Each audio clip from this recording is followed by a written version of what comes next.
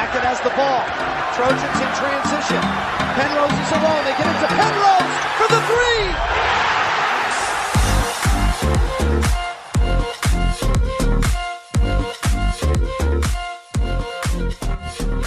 Welcome to Believe in USC Basketball, everybody. My name is Aiden Berg, and today I am joined by my co-host and Trojan legend, Chris Penrose. Chris, how are you doing today? I'm feeling really good after that UCLA game. Yeah, I think a lot of people in Trojan Nation are certainly feeling good after Saturday. And we know exactly where we're going to start today's show, so let's jump right into it. USC beating UCLA on Saturday, 64-63, on that last-second three-pointer from Tajidi. And just before we hit anything else, Chris, I just want to ask you for your thoughts on that play, everything that you saw, how it made you feel. Let's dig deep. What was your experience watching that play and then the celebration afterward? Yeah, so, I mean, they were obviously trying to get a lob to Evan Mobley to tie the game. Edey was setting a back pick. UCLA actually covered it very, very well. And then, EA had the ball under the basket, almost falling over the baseline because he had nowhere to go. And if you watch that play and you watch Tajidi, he starts to leak out a little bit. And as soon as he sees the defender turn his head away from him, he cuts right back towards the baseline to catch and shoot. And all it took was that half second for the defender to look the other way, lose him. And then Tajidi was able to get a little quick catch and shoot in the corner and knocked it down. And it was just incredible. And, you just think back to last year's season closing game with Jonah Matthews hitting a three-pointer with what was a 1.4 seconds left in the game, wearing number 2, and then fast forward to this year, Tajidi wearing number 2 hits a three-pointer to win the game with 1.7 seconds left remaining. And it's funny and almost a little eerie, the comparisons to how the Pac-12 regular season ended. But it was amazing. And you think that was USC's first lead of the entire game was off Tajidi's three-pointer at the buzzer, more or less. Yeah, and how about this for some more symmetry from last year? Happened because UCLA missed free throws down the stretch. I think Jaime Jaquez and Jules Bernard both missed front ends of 1-and-1s in that final minute that could have basically sealed it for UCLA.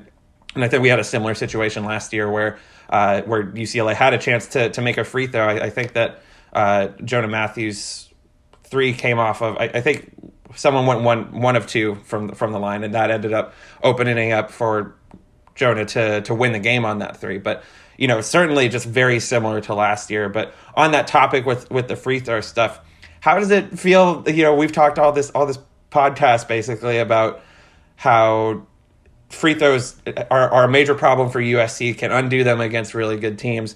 They won this game not because they were great from the free throw line, because they shot even worse than UCLA did for the day, but because UCLA, because their opponent was missing from the line at the end there. Was that kind of like a weird, position to be in, having watched this USC team all season? Yeah, I mean, what's crazy about that, and I've watched the last 4 minutes of this game probably 20 times because I still can't believe that SC ended up pulling it off. I mean, everything that needed to happen ended up happening. So as Drew Peterson hits 2 big threes within the last 4 minutes, right? But SC's, they foul Jaime Jaquez. He goes to the line. He's like a 72% free throw shooter. You need him to at least miss one. Misses the front end of a 1-on-1. And so, I mean, it's a turnover, right? It's basically like getting a steal off inbound pass when that happens. And then, Chavez Goodwin, his best game of the year, but he missed a ton of free throws, right? Yeah. And then, USC's trying to foul. They can't foul correctly. A lot of time goes off the clock. They finally foul Jules Bernard. He goes to the line to basically make it a 2-possession game. He misses a front of 1-on-1. And then Tajidi gets the ball, goes down, ends up falling down. Could there have been a foul called? Yes, but it's a no call. It's probably, in my opinion, towards the end of the game, probably a good no call. But luckily, USC has possession. I mean, if USC doesn't have possession when that ball gets tied up for a jump ball, we don't have a shot and the game's over. Yeah. So the fact that we have possession, we get the ball right on the baseline for perfect spot for a corner three to win the game. Everything that actually needed to happen happened. And I still can't quite believe it. I mean, UCLA did everything they could to lose that game. And, a lot of credit to SC, and Andy Enfield said it in the locker room after the game. He's like, the team never gave up. They played an awful first half. Every time they started to chip away and get close, UCLA would come back and extend the lead to 7, 8, 9 points. But this team never gave up. They continued to push through. They tried to play as best defense as they could. I think not having Johnny Juzang for the Bruins helped. But on the flip side, SC didn't have Isaiah White, who's one of their better defenders and a big energy guy. So, both teams were missing big pieces, and I think that's what made this game, a very even game still. But I mean, hats off to the Trojans, and I'm just so proud of those guys that they ended up finishing that game the way they did. And UCLA hasn't beat USC in football or men's basketball in like over 700 days, which is just a fantastic thing to think about. Yeah, for sure.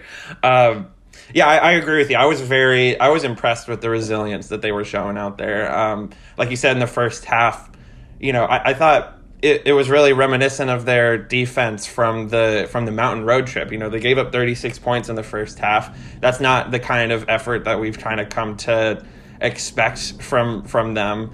They're supposed to be a team that's holding you to, if not in the 60s, and then in the 50s probably, right? Right. And UCLA was, kind of getting whatever they wanted. I think maybe the best example of that was that play right before the end of the half where UCLA just ran, their offense to perfection, ended up getting a wide open look and made it. And that was kind of like just going into half like a microcosm of everything that had happened, where UCLA was just kind of running the game. They were very comfortable, especially offensively. Certainly did a great job defensively too, holding USC to 25 points. But then the second half comes around, USC wins that 39-27, and even though they scored more in that half than UCLA did, it never felt quite as easy. Maybe it was just because they were behind the entire way, but it never really felt as easy for USC in that second half as it was for UCLA in the first half. But I think that just goes to show that they were fighting really hard and showed a lot of resilience to come back in that second half. Yeah, it was fantastic. Great win. Yeah, great win.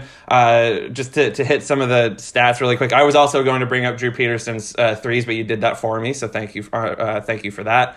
USC had 4 players score in double digits, but Evan Mobley led the team with 13 points, and it was a similar story on the other side for UCLA. 4 players in double digits, led by Jaquez's 12. So, it was pretty low scoring, 64-63 ultimately. But that's the kind of game that USC can win because they are such a great defensive team. So we'll see if they win more games like that. Obviously, such a great note for the team to end the season on with that buzzer beater, with a big win over your rival in their house. So some good momentum for USC heading into this Pac-12 tournament here. Part of that momentum is that they also destroyed Stanford last Wednesday, 79-42. Really, really great defensive effort. But Chris, I'll defer to you. What did you kind of see from that game really quickly? Yeah, talk about like exactly what the doctor ordered. I mean, coming off of 2 of the worst games they've played all season at Colorado and at Utah, just getting pummeled by both those teams. They played a Stanford team that didn't have they didn't have 2 of their better players, right? They looked outmanned and they looked tired. And to be honest, I think the season caught up to Stanford. Mm-hmm. I think everything that's happened with this team, and obviously I can't stand Stanford, but I feel bad for these kids and what they had to go through. Basically living out of hotels for 90% of the season. They didn't even have their first home game till like February. They couldn't practice on campus, couldn't do anything on campus. And, I just think, unfortunately for these poor kids, all that just kind of caught up to them. But SC, I mean, they held Stanford to 6 of 25 from the 3-point line, which is amazing. 15 of 59 from the field. Yeah. And, you love to see, it was one of those games where SC went up by 30-something, and then it was time for some walk-ons to get in. And, I'm all about that. Seeing Amar Ross come out and hit a big 3, that was fun. Boubacar coming out and going 2 of 2 from the field with a great alley-oop dunk. Reggie Paris getting some time, all the walk-ons coming in. I absolutely love to see it. It's fantastic. And I think SC really needed a game like this to kind of get back to that winning feeling, knowing that they can come out and score, knowing that they can play, much better defensively. It's exactly what they needed. And I think, although, they beat UCLA, and that's great, but they didn't play well against UCLA. I'm just hoping that momentum of that victory can just propel them into this Pac-12 tournament. Because, if you look at that stats, going back to the UCLA game, 10 of 20 from the free throw line, that's not going to help you win any games. And not particularly. 4 of 16 from the three-point line, going 0 of 10, or I think they went 0 of 10 in the first half. Doing that in Pac-12 tournament, and especially doing that in the NCAA tournament, you're not winning any games playing like that. So they need to figure those two things out. But if they can, the sky's the limit for this team. Yeah, what you said, I think that the best way to sum up that Stanford game is that Reese Waters was out of the game for garbage time. That is how, well, I guess the whole game kind of was garbage time, but for the final minutes, Reese Waters was off the court because he is like, I don't know, I don't want to say too important, but like it was just that point of the game that he wasn't playing at that point. So right. It was just that kind of game for USC and Stanford. One quick thing on that game also is that Drew Peterson was, semi on triple double watch, I guess I would say 15, 9, and 6 for him. And I think you and I agree that is the kind of game that we want to see him playing, because USC, they have the big men who can score around the basket, play really great defense, all of that. They have, Taj Edey and Ethan Anderson as, kind of like main playmakers, I guess I would say. Taj Edey especially, as a scorer, but those are two guards who can really play make with the ball in their hands. And then Drew just kind of fits into that middle ground that I think USC does kind of lack a little bit, where it's someone who can kind of do a little bit of everything. And when he's playing well in that regard, I think you and I both agree that's best not only for him but also for the team. Yeah, and I also want to give a quick shout out to Max Agbampolo. He played 25 minutes in that UCLA game. I thought his defensive intensity was really good. He seemed to have his head in the game. Sometimes that's not the case. And I thought he did some really good things. He hit some big shots. He had that really good layup where he drove baseline and should have gotten an and one and made a tough layup with contact. But he rebounded the ball, and he boxed out, played good defense. I thought he did a bunch of the intangibles that really helped USC continue to stay in the game and then cut the lead at the very end.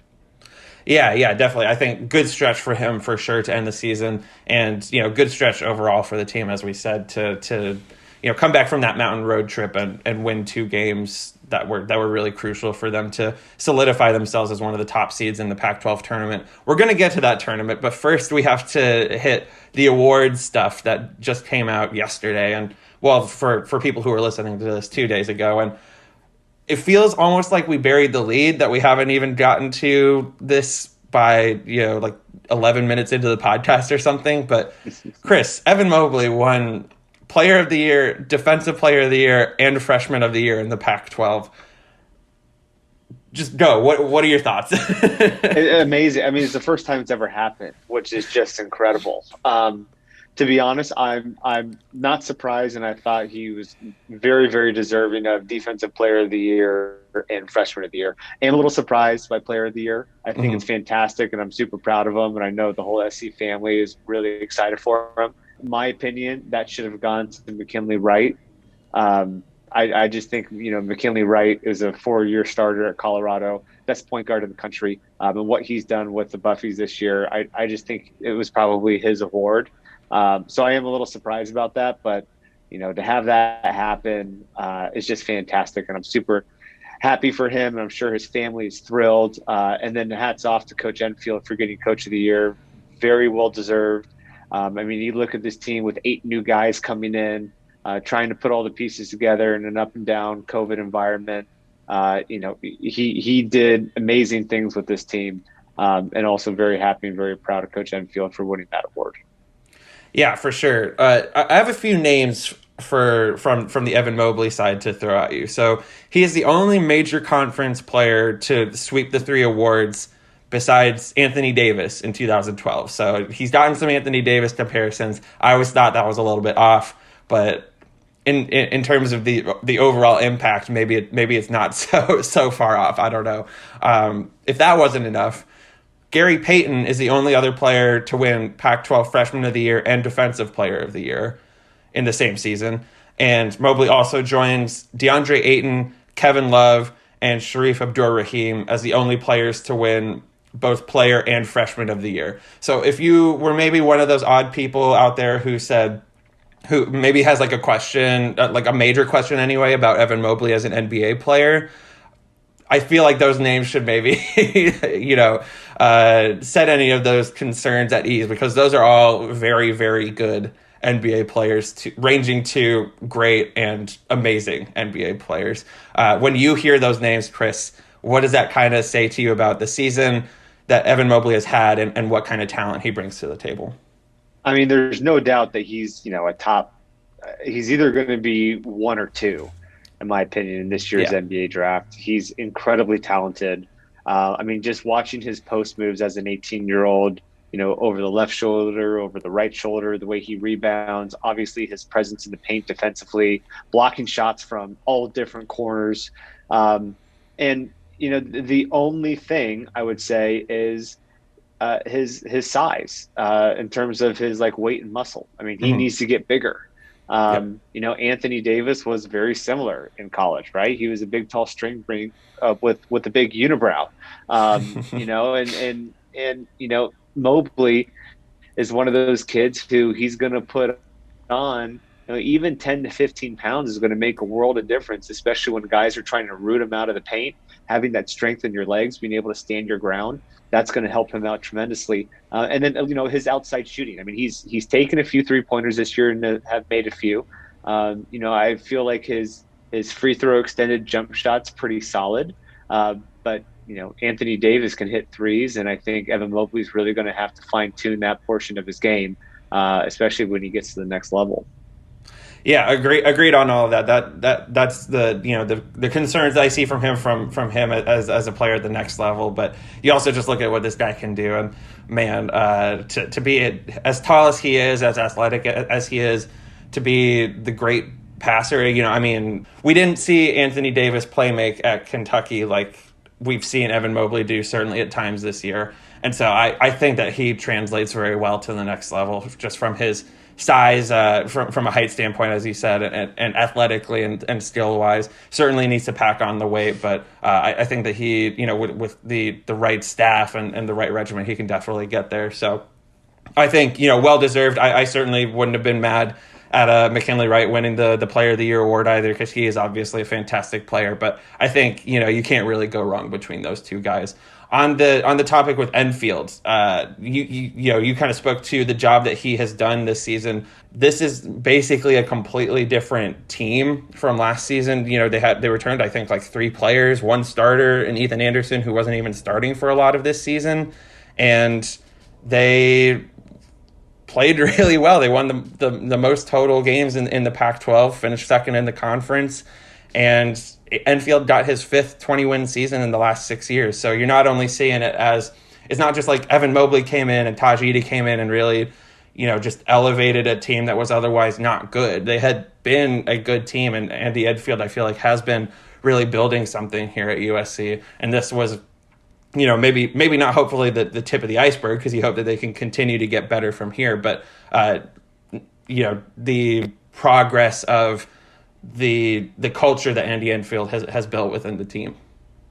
Yeah, and he's been very successful, especially the last couple of years with the grad transfers, right? Mm-hmm. You see Isaiah White coming in from Utah Valley State, Chavez Goodwin coming in from Wofford, Noah Bellman coming in from San Jose State, and obviously, Drew Peterson's supposed to be sitting out this year, so it actually kind of helped that he was able to come in immediately as he transferred in from Rice.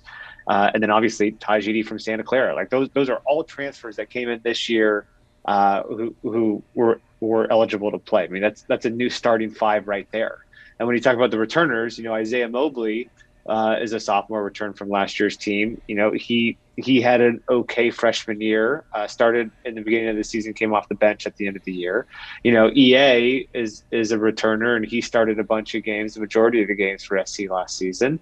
And Max Agbampolo, who, didn't really play a whole lot last year. Like, those are their three big returners. Yeah. And so you have those guys throw in with eight new faces, and you can somehow be in first place the majority of the Pac-12 season, and you're half a game away from winning the conference. It's pretty incredible, and I think he's done a great job. One of my favorite things is he played a lot of man-to-man defense this year. And if anyone hears me on this podcast, they know that I hate it when they play zone defense, which they did a lot of last season, and this year they went man-to-man most of the season. And I think that's one of the big reasons for how well they've played defensively this year, and how they're first in the league, I think, in defensive field goal percentage. I think that's attributed to them playing great man-to-man defense, boxing out and rebounding, and limiting teams to one and done on the defensive end. Yeah, USC went 21-6 this year, best winning percentage under Enfield, and he's the first USC coach to win the John R. Wooden Award since George Raveling in 1992. So if that doesn't show you, that it's not unprecedented for a USC coach to win this, but it's not, necessarily a program that has had that kind of level of success and coaching ability throughout its history, I guess I would say. So, great job by Andy Enfield this year, but, he's probably looking more at what is building for the future, and certainly what left they have to do this season. I just want to hit one more thing on the awards stuff before we move on to the Pac-12 tournament, and shout out Taj Edey for rounding out USC's awards claims by receiving that second team All Pac-12 selection. And I think certainly well deserved from him on that. But can you speak to what you've seen from Taj Edey this season? I mean, he's been the go-to guy, right? When SC needs a bucket, he's been the guy that they have to go to, in my opinion. It hasn't really been Evan Mobley. When they need a big shot, a big three, they usually look his way. And I think that once EA came back and Taj was able to play a little bit more two-guard to come off screens and get open shots, that's when he's really flourished. And if you look at the end of the UCLA game, they had Drew Peterson play a lot of point guard when EA was out of the game, when they went big. And, Peterson brought the ball up, and Taj Edey was coming off screens, and they were trying to get him looks. He's really kind of been the engine of this team. Defensively, he's played really well. And, everything I hear about him is he's just a great kid, comes from a great family, got his head screwed on right. And I just hope that he can, he gets an opportunity at the next level. Very, very happy and very proud of Taj. Yeah, I think, I had heard how talented of an offensive player he was at Santa Clara for sure, and how great he was there.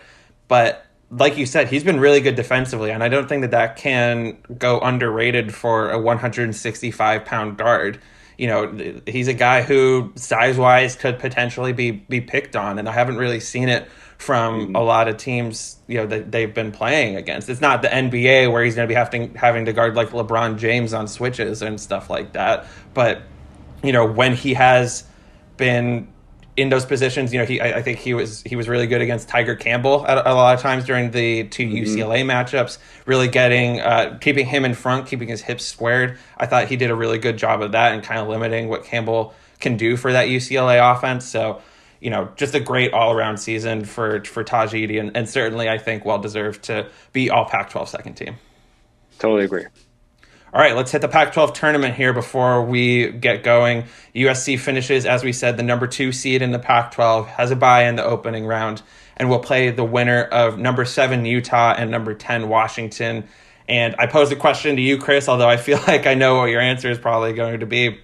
What should USC be hoping for from that first game? I'm assuming that you're going to say that they would like Washington to win so that they can play them. Yeah, I mean, I wouldn't mind trying to get our revenge on Utah after that horrible, horrible game we played up in Salt Lake City. It's fair enough. But looking at this bracket, I think Oregon is going to have a tougher time as a 1 seed getting the winner of Washington State ASU than USC will getting the winner of Washington and Utah. Yeah. And I think Colorado is actually even in a better spot, getting the winner of Cal and Stanford. So, I think Oregon has one of the toughest roads here out of the first round. If I'm looking at any of these things, ASU, although they had a bad year, there's no denying that they still have some of the best talent in the conference. And they can, if Remy Martin and Alonzo Verdes Jr. get hot, I mean, those guys could make a run. I mean, you just never know. In Washington State, they have Isaac Bonton back, and Noah Williams is playing out of his mind right now. That's a scary team. If those two guys get hot. So, if I'm SC, I'm actually happier with the 2 seed than I am the 1 seed, just for tournament purposes.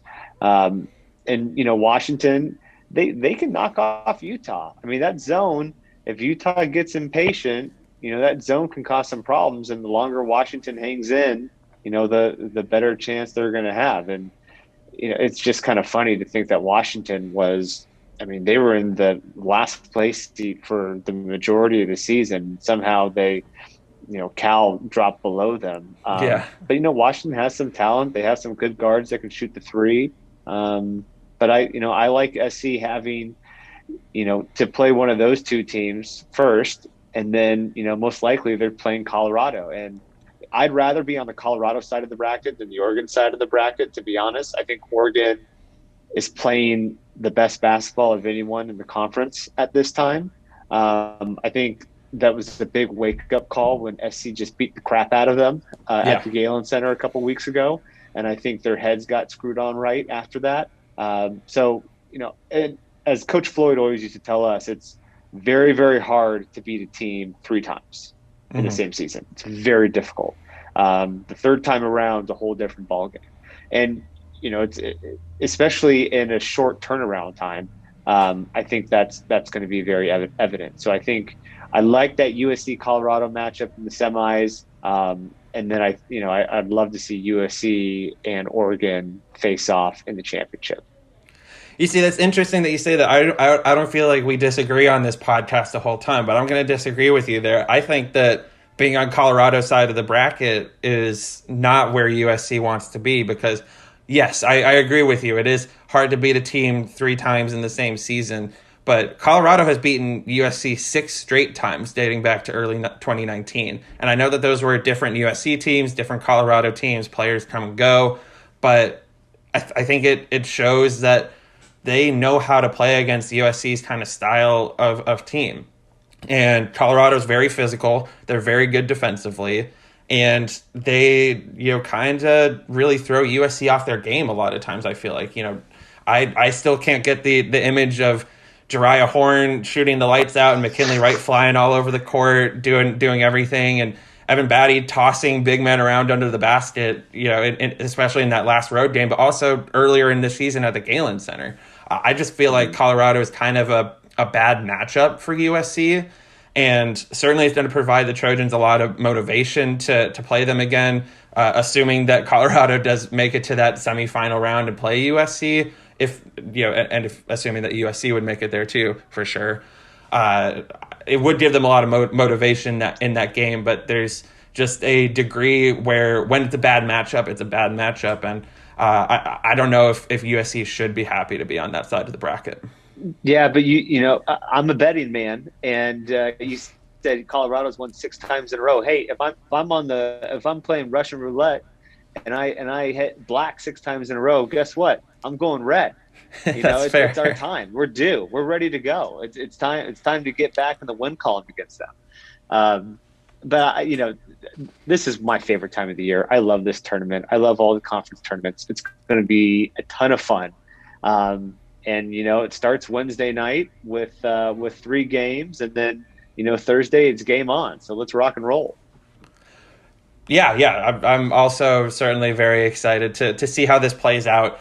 See how all the teams, like, kind of different dynamics at this point of the season end up intersecting just for these specific games, and it's going to be super interesting to see for sure. I don't want to put you on the spot too much. If you want to offer a prediction for who you think ends up winning this Pac-12 tournament, I would love to hear it. I just think Oregon's playing the best basketball of anyone right now. I think it's their tournament to lose. They have a great team, and I think they're going to be a very, very tough out in the NCAA tournament, and they're going to be seeded much worse than what they would deserve, just because of the lack of games and the COVID positives and all that. I think it's Oregon's to lose.